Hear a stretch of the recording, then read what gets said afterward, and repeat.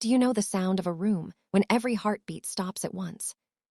That's what it felt like when my ex walked into the courtroom, pregnant, smiling like a winner, while her lawyer accused me of abandoning our unborn child. The only problem, I haven't been capable of fathering a child for years. My name is Evan Hale, and this is the story of how one secret surgery saved my life.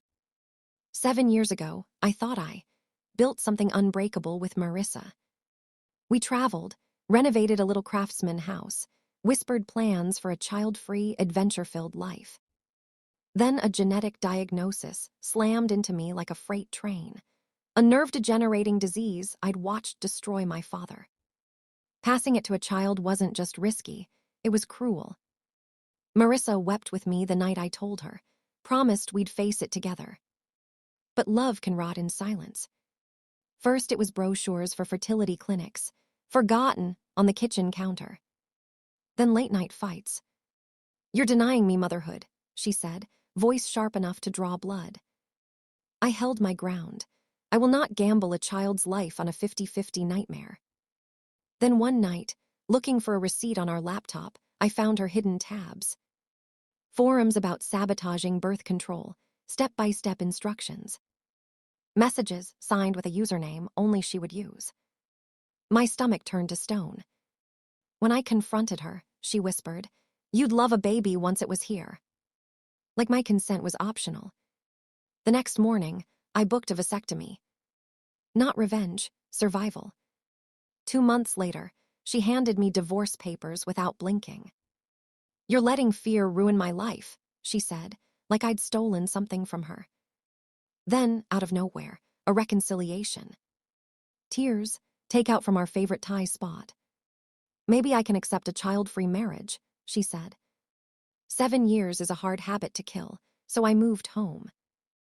Therapy sessions, movie nights, I almost believed we were healing. Until her phone lit up while she showered. "Miss you already, counting the hours." Signed by Adrian, her boss. Their affair had been running for years, since before our first fight about children. The reconciliation lined up perfectly with Adrian's 9-month assignment overseas. I filed for divorce the next morning. 4 months later, we faced the judge. Marissa entered glowing, belly unmistakably 6 months along. Her lawyer announced, "My client is pregnant and Mr. Hale refuses responsibility." The judge's gaze turned cold. For a second, I almost doubted myself. Then I stood. "Your Honor, I had a vasectomy over a year before we separated. I cannot be the father." The courtroom froze. I handed over my medical records, 2 follow-up sperm tests, everything. The judge flipped through the papers, then looked up. "These documents are conclusive. Mr. Hale is not the father." Marissa's smile fractured. Her lawyer asked for a recess, but the damage was done. When they returned, they tried to spin it, accusing me of marital deception for keeping the surgery private. The judge shut it down instantly. "Your client attempted to mislead this court about paternity. We will not entertain deflection." Game over. Outside, she lunged toward me, mascara streaked like war paint.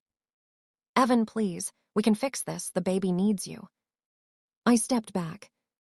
"No, he needs the truth, and his real father." Her lover fled to Singapore within a week. Her own attorney quit. 6 weeks later, the divorce was final. No alimony, just a clean cut. It's been half a year. I've rebuilt the house to fit my future, ramps and rails ready for the day my legs betray me. I'm in therapy that might slow the disease.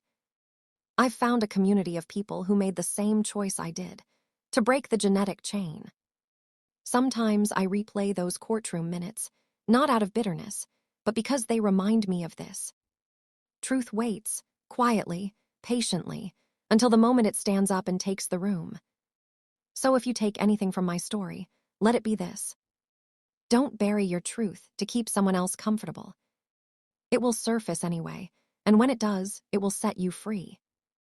That day, the storm finally broke. And for the first time in years, I could breathe.